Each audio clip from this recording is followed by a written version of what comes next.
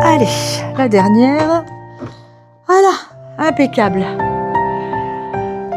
Coucou les amis, c'est quoi le quotidien chez Popote et Potager?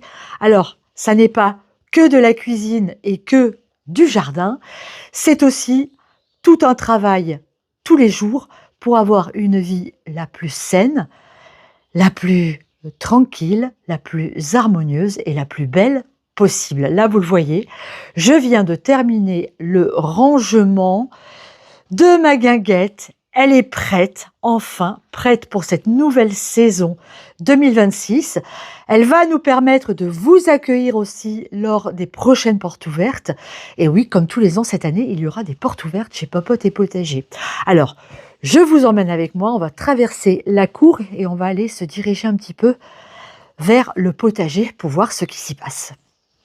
Bon, si vous nous suivez, vous connaissez un petit peu les lieux. Derrière moi, c'est notre maison dans laquelle on vit. Ici, vous allez voir le mobil-home dans lequel on a vécu pendant presque une année quand on est arrivé ici, quand il a fallu faire tous les travaux d'aménagement, parce que vous le savez sûrement, on a acheté une vieille ferme abandonnée depuis 18 ans et qu'on retape tranquillement, petit à petit, depuis maintenant 6 ans. Regardez, je vous fais un petit tour. Là, vous le voyez derrière moi, c'est tous les arbres qui sont tombés. Il n'y a plus d'arbres là derrière. Tous les arbres qui sont tombés lors de la tempête Ciarán. Hop, regardez-moi ça. Hop là, c'est magnifique. Allez, on va vers le potager. Ah, il y a mon voisin derrière. Coucou voisin. C'est Thierry, il va au jardin. Aujourd'hui, on va commencer à planter les fleurs. Il est temps. Ah oui, il est temps de mettre de belles fleurs dans le potager pour avoir un beau jardin cette année. On va aller vers la mare. Tiens, je vais vous montrer où en est ma mare aux grenouilles. La mare aux grenouilles qui, à l'origine, était la mare aux canards. Vous le savez aussi, si vous nous suivez, les canards, on les a plus. On les a plus parce qu'on s'en est fait croquer trop et on a décidé qu'il est hors de question d'avoir des animaux pour se les faire manger. Donc on les a donnés à un couple qui s'occupe d'animaux et apparemment ils sont très très heureux. Regardez cette mare comme elle est belle. Alors j'ai essayé de recréer un biotope idéal pour les grenouilles. Dedans il y a des plantes, peut-être, ouais, vous voyez un petit peu là, et des nénuphars qui vont pousser aussi. J'ai essayé de faire des petits recoins, j'ai mis des troncs d'arbres, plein de choses, mais pour l'instant les grenouilles n'ont pas l'air décidées à arriver, donc on va patienter encore un petit peu. Voilà mon petit coin à grenouilles. Alors ça manque un peu de fleurs, il faut que les fleurs poussent pour que les grenouilles puissent venir se cacher. Mais bon, j'espère vraiment qu'elles vont venir, ça me ferait vraiment super super plaisir. Alors dans la serre, beaucoup de travail encore, même si on a fait tous les semis, comme vous le voyez, il y a énormément de boulot à faire dans cette serre. Il va falloir tout relabourer, il va falloir rempoter mes tomates qui ont sacrément bien poussé, elles sont magnifiques. Il faut maintenant que je les mette dans des pots un peu plus grands. On a encore beaucoup de travail à faire. Le jardin en ce moment, c'est vraiment notre quotidien, c'est ce qui nous prend le plus de temps, à Thierry, à moi, surtout Thierry d'ailleurs, mais je l'aide aussi parce que le jardin est très grand, vous imaginez bien que tout seul, c'est juste impossible. Donc là, c'est depuis vraiment début mars. Ouais, c'est vraiment un gros boulot au potager. On a encore, on va dire, 15 gros jours de travail. Et puis, 15 jours, un mois même. Et à partir de la mi-mai, quand tout sera planté après les 5 glaces, là, on pourra commencer à se poser un petit peu. Cette année, Sandrine voulait des fleurs de partout. Alors, on ne peut pas en mettre de partout, puisqu'il y a beaucoup de jardinage, il y a beaucoup de plantes potagères qui sont plantées de partout et semées de partout. Donc, j'ai dégagé 2 rangs là, le long des grillages. Cette année, ça va nous permettre de faire une espèce de jachère florale. Donc ici, on a partagé. Donc, de ce côté-là, ce sont les plantes mellifères. Et de l'autre côté, ça va être les plantes florales. Alors ici, on a de la bourrache, de la facélie, ça va être toute une grande bande comme ça. J'ai rajouté quelques graines de tournesol au milieu pour faire joli. Et puis Sandrine en bas va vous raconter tout ce qu'elle va planter. Petite astuce, une fois qu'on a motobiné très légèrement, parce que les fleurs n'ont pas besoin de beaucoup de racines, on passe un coup de râteau, on retire toutes les mauvaises herbes. On passe directement avec nos graines, on les saupoudre en l'air. Et qu'est-ce qu'on fait? Moi, je rajoute un petit peu de terreau. et après je viens tasser avec le râteau. Ça va bien fixer les graines dans le sol. On vient arroser là-dessus et puis après c'est la nature qui va faire. Tout ça, ça va pousser tout seul. On est au bon rendez-vous. Le gros moment pour faire ces semis de plantation de fleurs au potager, c'est là à partir de la mi-avril. On est pile poil dans le bon timing. Je vous laisse avec Sandrine. On a beaucoup de choses à vous raconter aujourd'hui. Vous savez qu'en ce moment, c'est le potager qui prime plus sur la cuisine. Et ben voilà, aujourd'hui, c'est une petite journée de découverte au potager. On va vous présenter un peu ce qu'on vit au quotidien. Donc ici, moi j'ai décidé de semer plein de fleurs pour éventuellement me faire des petits bouquets si je peux. Donc j'ai plein de choses, hein. J'ai du tournesol, du lin, des capucines, des petits œillets, des lupins, puis j'en oublie certainement.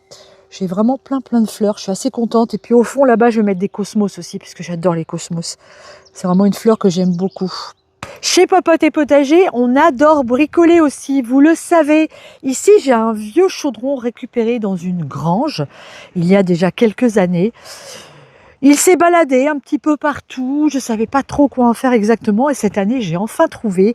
Je vais donc venir le retaper légèrement, lui remettre un petit coup de peinture fer, de la peinture noire, et on va venir l'installer dans cet espace ici, là où il y a quelques années, Thierry m'avait fait une rotonde, je ne sais pas si vous vous souvenez, en bambou, hein, qui est malheureusement partie, qui s'est écroulée avec la tempête Chiran, elle aussi.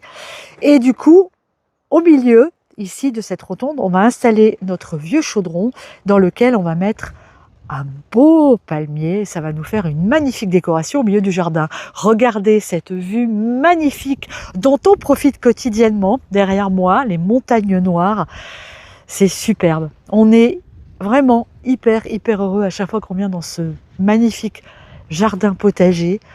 On est au milieu des champs. On est tranquille. Vous voyez, si je parle pas, on entend les oiseaux, le bruit du vent, la nature. C'est vraiment hyper reposant. Et c'est ça notre quotidien. C'est une vie à la campagne, au calme, sans l'agitation des grandes villes, sans la pollution des métropoles. On est très heureux d'avoir fait ce choix il y a maintenant quelques années de tout larguer pour venir vivre à l'air libre, à la campagne, avec de l'espace et entouré de nature et de verdure. Voilà, c'est un choix vraiment qu'on ne regrette absolument pas.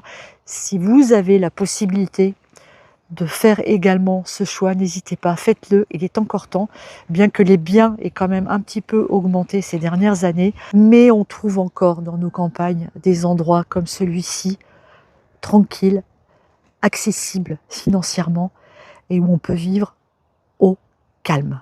Ça y est, tous les arbres fruitiers sont en fleurs. Derrière moi, vous avez le verger qu'on a planté il y a maintenant 5 ans. Alors, chez Popote et Potager, le quotidien, eh bien, oui, c'est la cuisine, les recettes que vous voyez sur YouTube, mais pas que, parce qu'il y a toute la cuisine que je fais aussi quotidiennement à la maison pour nous nourrir d'abord, nous. Et puis, vous le savez, quand arrive le moment de récolter tous les légumes, eh bien, il y a toute la partie conservation aussi, puisque j'ai un sacré stock de conserves à la maison. On en parle régulièrement des conserves sur la chaîne.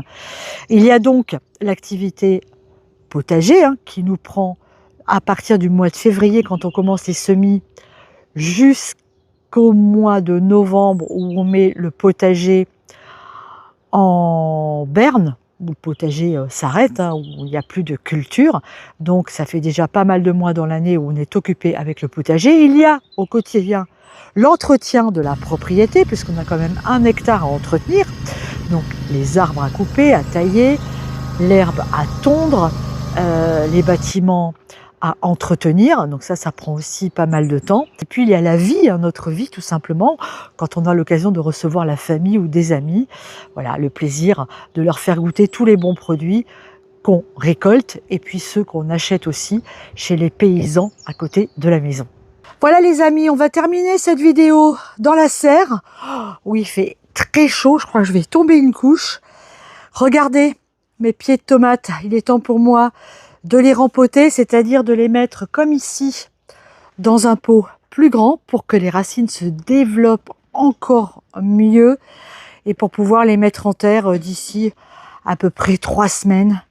dans la serre pour qu'ils poussent et que j'ai de magnifiques tomates cette année encore. Et ben voilà, vous voyez, le quotidien chez Popote et Potager est bien rempli. On n'a pas le temps de s'ennuyer. Les journées sont toujours trop courtes. Maintenant, je retourne à la maison parce que n'oublions pas que notre quotidien, eh bien, c'est aussi les vidéos qu'on met en ligne 3 fois par semaine sur YouTube. Donc celle-ci, eh bien, il va falloir la monter, la préparer, faire les textes, la vignette, enfin tout ce que je fais pour que vous puissiez la voir le plus rapidement possible. Et oui, ça aussi, ça fait partie du quotidien de Popote et Potager, les vidéos. Allez, on se retrouve très vite. En attendant, n'oubliez pas d'aller faire un tour sur notre site internet. Vous allez y trouver plein de conseils, plein d'astuces, plein de choses à lire, notre e-boutique également. On vous embrasse très fort, on vous dit à très bientôt sur Popote et Potager, soit dans la cuisine, soit dans le jardin. Gros bisous à tous. Ciao, à bientôt.